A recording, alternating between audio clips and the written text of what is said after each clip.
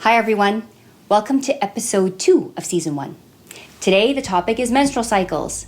It's quite interesting considering how many people on the planet are menstruators, how the facts are obscured by rumor and myth and misunderstanding, and often shame and secrecy. So I'm super happy we're having this talk today. All of this will make more sense if you listen to episode 1 where we talked about anatomy.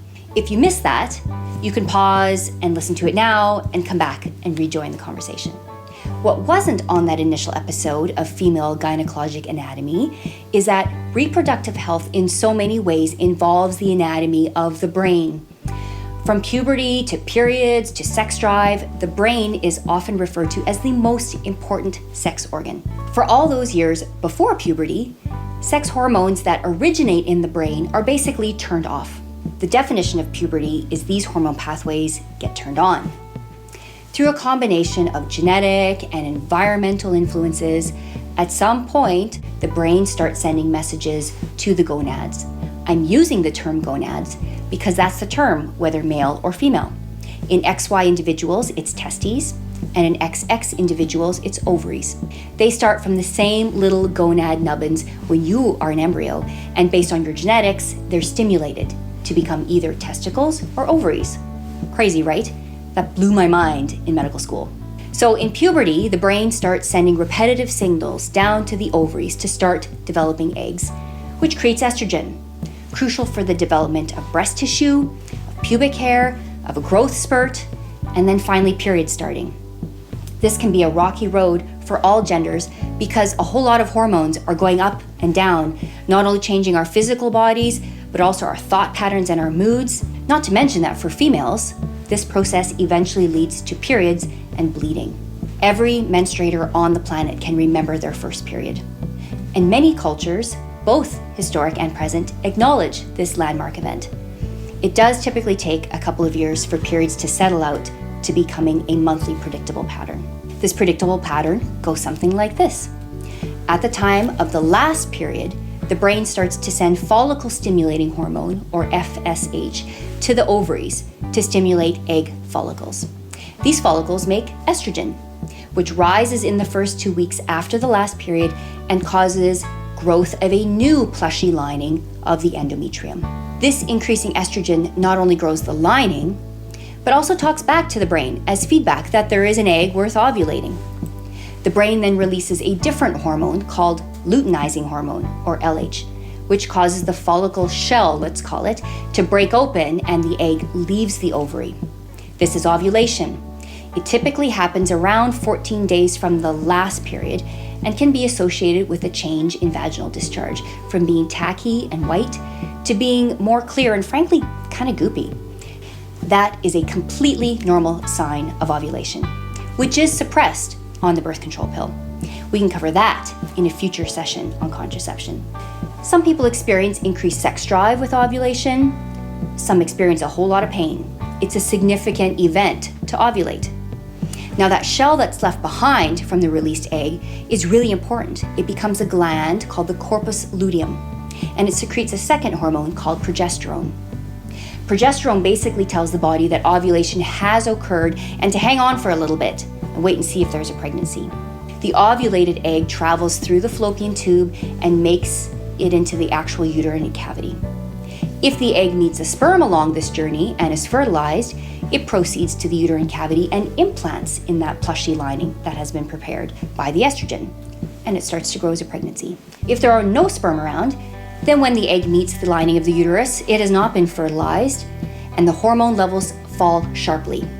This is a signal to the uterus to start shedding the lining because there is no pregnancy, and the body's instinct is to prepare to do this all over again next month with a new egg and a new lining. In the week before a period, with the estrogen and progesterone falling, symptoms such as mood instability, bloating, headaches, food cravings can all be part of premenstrual syndrome, or PMS. It can be mild or really severe to the point of causing serious suffering and even mental health issues. So if PMS is really bad, please don't suffer.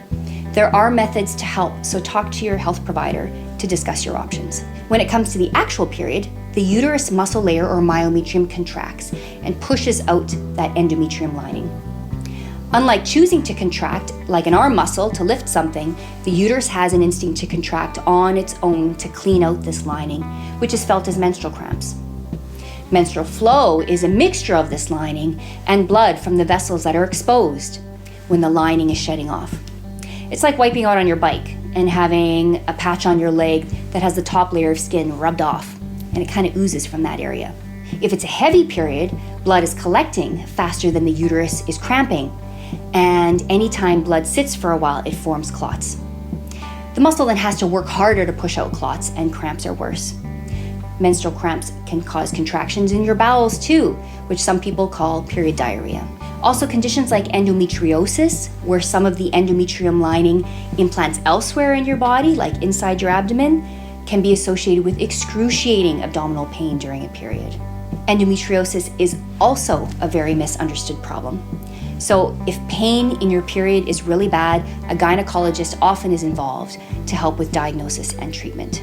The lining then comes out through the cervix and into the vagina. We'll cover ways to catch this fluid in a future episode on period products.